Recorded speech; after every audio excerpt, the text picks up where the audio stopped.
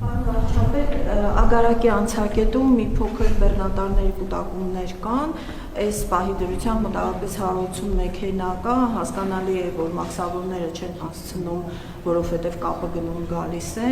ինչ է կարծում, կառավարությունը ինչ է մտածում այլընտրանքային ճանապարհների,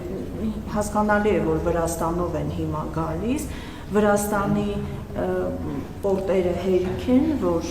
լրիվ անցնեք, թե համարում եք, որ դեռ ժամանակը չէ։ Ձեր հարցի մեջ ձեր պատասխանը կար, դուք ասացիք մաքսավորները չեն հասնում, որովհետև կապը գնում գալիս է։ Ճիշտ պատասխանն է կապը գնում գալիս է, մաքսավորների հասցնելու խնդիր չկա։ Իրանի Իսլամական Հանրապետության կողմում հասկանալի պատճառներով կան տեխնիկական խնդիրներ, այդ տեխնիկական խնդիրները շտկվում են, կառավարվում են եւ ես